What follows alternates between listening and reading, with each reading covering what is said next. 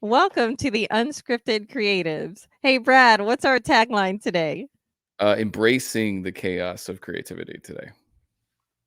Ah, Yeah. So I have a question. Ready? Do you struggle with focus and clarity as a creative? and do you set intentional goals before you create? That is what we are going to be talking about today.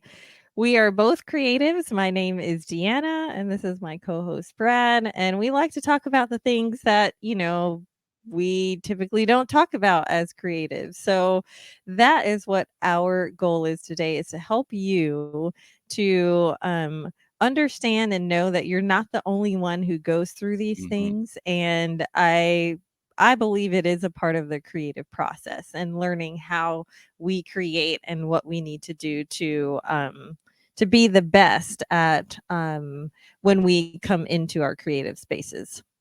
Absolutely. So for me, one of the biggest struggles that I've had is just having some focus, having some intention, and I would go into a creative like environment, go into my studio, go into to work, a project, something like that, and realize that I really kind of just felt chaotic. I really didn't feel like I was bringing the level of focus that I knew I could, especially in creative environments, right? Like a music studio, art studio, things like that. So um, so today we're going to really talk about just how powerful it is to set an intention, right? When that intention can become like a guiding force for your creative time. Um, and actually, when I was researching this, I realized there's actually a lot of like psychological mechanisms that kind of can help prime your brain, prime your faculties to really be more creative. I never really thought about it like that. It always felt very like a flowy creative process to me. Um, but actually, there's actually several mechanisms that are very well documented, and we'll put some of this in the show notes. But just to name a few, there's something called the reticular activating system, which is this really fascinating process in I've the heard brain. about that. Yeah, it's really cool. It's like a I describe it doesn't make it any less confusing, but I think of it as like a reverse colander, which is probably confusing. Basically, it's a filter. It's our built-in view of the world, right? How we look at creatives, how we look at ourselves, how we look at other people, the things we enjoy, the things we don't enjoy. It's all like meshed together in this kind of grid in our brain, and it helps us filter and helps our brain determine of all the input we're having, right? Our senses are constantly taking an input. What should it give priority to? So it's like this like part of you. Yeah. Think about that for Yeah, a second. I have a question. So, because I've heard about this before and I've read about this in a book, and I think this is the same thing. So, Yeah. for example, if you are thinking about getting a certain car, let's say like Hmm. a Camaro, right? Hmm. And when you activate that reticular activating system, Yep. your brain all of a sudden sees Camaros everywhere. That's That is correct. the That's correct. system that's being activated, right? Yeah, That so is the whenever system. you're Yeah. focusing on something, you start seeing it everywhere. Correct. Which is why if like let's say you it also works in another and actually one correction is that it's always on. It's not something you Yeah. activate, it's something that's just running all the time. So it definitely begs the question of, well, wait a minute, what is my filter? What are the things like what's my Camaro? Do I have the what Yeah. is the creative equivalent to a Camaro? And I'm a musician, right? I hear music all the time, like I'm constantly singing in my head. I'm always doing that. And when I hear songs that hit me a certain way, the lyrics or the singer's voice, whoever it is, like that just it's like it gets priority, man. It goes straight in and like That's touches my right. core. So there's definitely some amazing things there, and the reticular activating system can also limit what you see in the world. So in the case of creatives, right, we're always looking to like get our art out there and things like that, but we can actually find that if we're not primed, so to speak, to be looking for opportunities for our art, if we, for instance, are holding a belief that we're not that great, right, or that we're not at least unique, right, that our art, our creativity doesn't really have any value to the world, then we can actually miss, by wiring our brain to believe that opportunities to share our work, to promote ourselves, because we just have a belief that that it's not that good or it's not that worthy. So anyway, you really get into That's, it when you like, think about it. super powerful, It like, is. It's I'm really kinda cool. being convicted a little bit right now We all because are, right? yeah, I think we all go through Yeah. that feeling of there's somebody better, we're not good Mm, enough, or it's sure. not good enough yet, so I'm not going to share it. And Yeah. then, like, I have never honestly thought about, which I'm glad you're bringing this up. I've never thought about the RAS is like the nickname for it, Reticular Mm, Activating System. I have never thought about the RAS in terms of my music or my creativity, like, sure. until you just talked about that, and I'm Yeah. like, "Wow," and it can Yeah. go either in a positive way or it can go in a negative way. So, if you're Absolutely. saying, like, you're using that filter of "I'm not good enough," you will probably miss opportunities Right. because your filter is focused on that negative energy That's right. The versus using a positive filter and then you see all of the opportunities that are that's right. there. And there's actually a couple terms for that. The reticular activating system, it seems to play a role in this, a foundational role. The other concepts that are really important for creatives, I think, are things like confirmation bias, priming.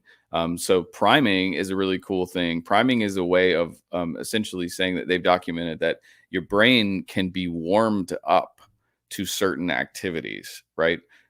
So like I know a lot of audio engineers and a lot of people who work in music. Before they go into a production session, they'll actually listen to, they usually have like a playlist of their top, like, high end songs, or songs that they just really embody. They make them feel a certain way. They set the stage for their ears so that they can get the sound they're looking for. Well, we always need reference. Our brains are very they call it neuroplasticity, right? They're very flexible. They can morph, but they also have pathways, right? Like we work in pathways. Our brains are, so if it's not turned on, if it's not juiced up, if you don't use it actively, and you're only using a certain pathway in your brain when you create, right, you're actually maybe even limited a bit, because it's like a muscle, right? Your brain is a part of your creativity. It's this biomechanical thing that's enabling you to bring your voice and your art to the world. So priming is really important, and we'll put some stuff in the show notes about that. And then the last piece, which is really interesting, is Can confirmation we go bias. We back? all Yeah, I Oh was yeah. gonna say, I'm not sure what that is. So, what is So I'm confirmation not an bias? expert on this at all, but the concept would be, if we go back to your Camaro example, um, and the example of, if I inherently believe something, right? Like let's say I believe that um, that my music is not the greatest, like is not a true expression, it's not worthy, right? Or if I have some type of it can be simpler than that too. It could be you know I think Camaros that are the is best. very common, actually. Yeah, it could be like Camaros are the best cars in the world. Like if I inherently, let's say that I grew up and my parents, my dad, we hand built a Camaro with him in our garage when I was a kid, and so now and it represents so much of my life, right? If Chevy comes out with a new car and it's like literally better than the Camaro in every possible way, my bias towards the Camaro, because of my life experience, because of my belief system around it, the experiences I have around it, it is a core to my life. It is, right. It's like, so when you see stickers on the back of like cars that are like, Chevy or, Ford or this or that, Mhm. like, and there's like the cartoon of like somebody peeing on the logo, like that those kind of Yeah. things are are really the product of, are very likely the product of something like confirmation bias, because there's something about that brand that either has completely turned them off, or something that maybe about the brand that they drive that is directly like core to their experience as a human. Another way, a great simple example would be like an artist who only uses certain brushes, right? Yeah. Or certain paints. It doesn't necessarily a bad thing. It's just something that happened. So the point of it all is that if we are carrying beliefs about our creativity, if we're carrying beliefs about who we are as a creative, those are impacting our creativity, both in a potentially positive and a potentially negative way, a potentially limiting way, right? So when, I right? Yeah. yeah, I'm like so feeling this because I Mm. think especially I don't want to like step on anybody's toes, but especially Right. coming from a like classical background, Oh yeah. um I have seen this where there is that bias of this is the only way Sure. and this is the best way. Hmm. And there are a lot of classical musicians who don't open themselves up to Sure. experiencing other genres, which Sure.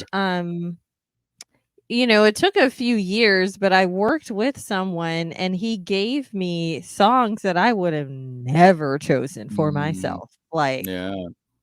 no, Yeah. I just not.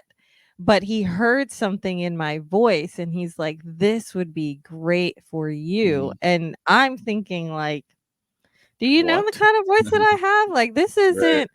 But Right. when I like was open to it and I started singing them, I was like, "Oh, Yeah. this actually works like really That's right. well."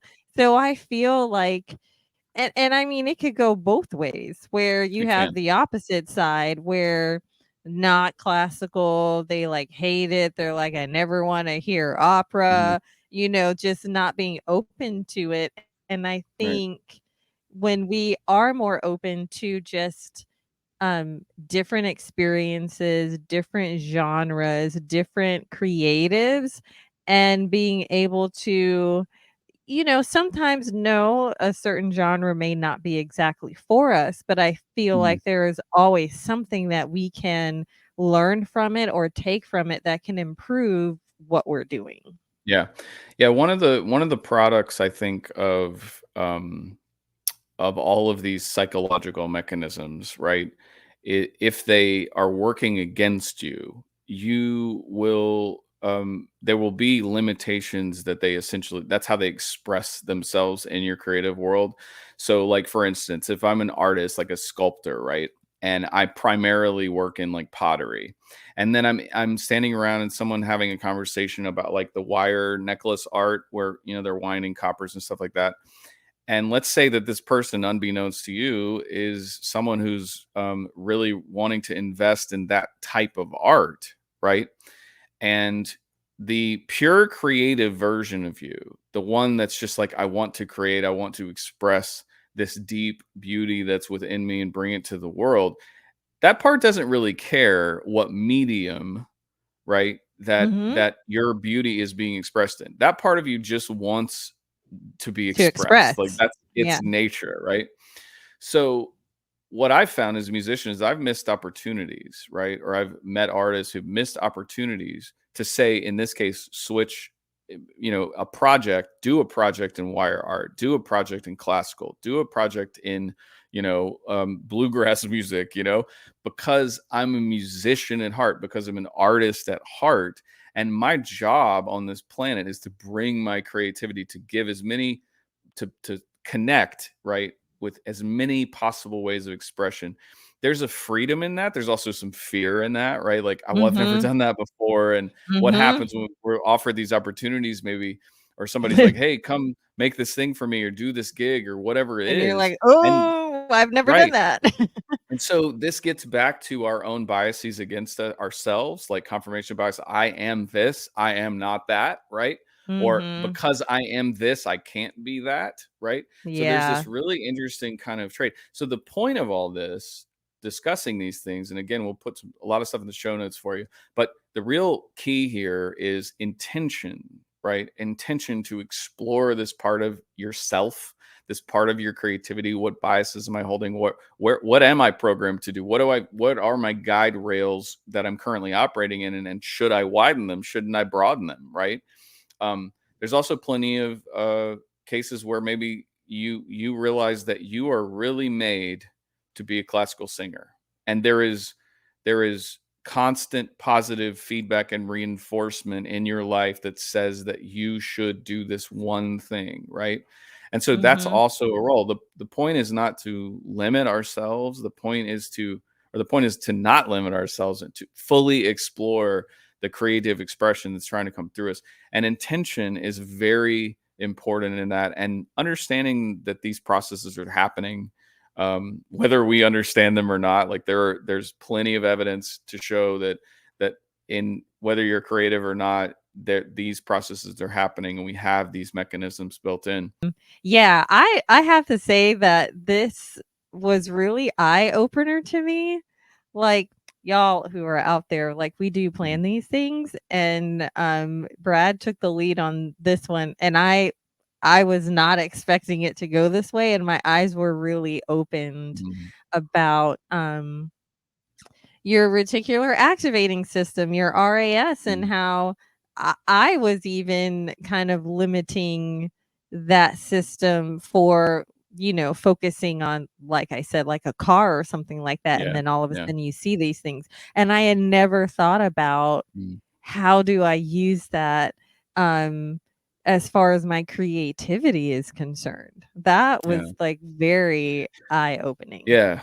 Yeah, I think you're right. I think there's so much that we don't know. I think that's the first kind of moment you realize is like, "Oh my Yeah. gosh, like this is happening all the time in me as a part of me, and I don't really understand it." And I think there is that Yeah. moment of awe when you really start to understand those things. I think that the last piece, that as far as these takeaways, there are some pretty practical tips. The good news is there are some very practical, simple things we can do to kind of work to acknowledge that these are happening in us, as well as start to identify what the actual products of them are. So a great example, I mean, this sounds very simple, but it's true, is just dedicating some time to journaling, to exploring what these things are doing in you, how are they impacting your life. And I think, many of us, I'm sure, have either done some meditation, prayer, just quiet time. There's moments like a walk out at nature. There's a lot of ways that you can kind of check in with yourself. So I would encourage everybody to actually have a check-in moment about their creativity. Really look at it as like, wow, this is like a huge part of me, right? Like my desire to bring forth this thing that's coming out of me in all these different forms. I'm gonna What does put that that on feel the like? What is screen for that? everybody. Yeah, like, yeah, that's great. Like, what does that process look like? What does that characteristic of me actually look like? So as an example, um, I always like to listen to music when I'm in the car. It's not just because it's fun. Like sometimes it's a lot of fun, and you listen, you turn the windows down, and you turn the music up, and you go. But a lot of times I'm listening to music that has very little connection to the genre that I actually work in, right? And part of that is I find is that it gives me a tremendous amount of perspective, right? It shows me that wow, there are people who are extremely passionate about folk music. There are people who are extremely passionate about instrumental atmospheric music, right? People who spend like there's artists that have put hundreds and hundreds of tracks of like meditation and calming type, music out on their profiles, and they're generating so much revenue, right?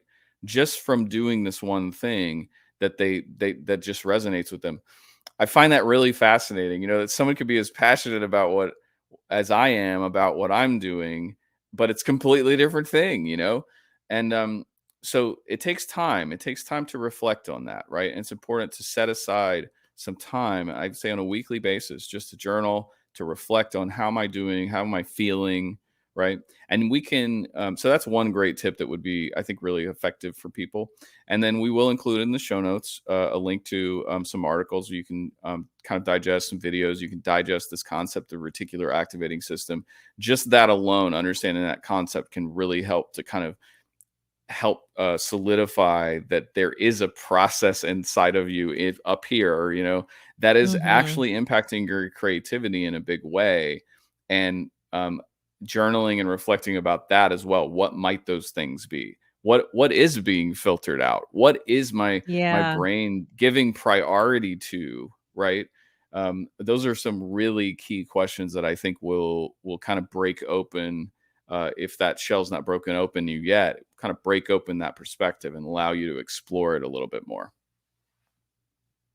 Yeah, that is very, very powerful, and I'm excited about our next episode, which I hope Yeah. you guys will join us back for that, where we will be talking about navigating distractions and the overwhelm. Okay, so that Mm. you can, after you have filtered, you've used your RAS and have learned about that, Mhm. and you've filtered, you've hopefully have a positive filter. And now we go to, we all know we struggle with this. Navigating distractions and overwhelm. It is very, very common. So, thank you guys so much for joining us today. This is the Unscripted Creatives Podcast, and we will see you next time. Bye. Take care.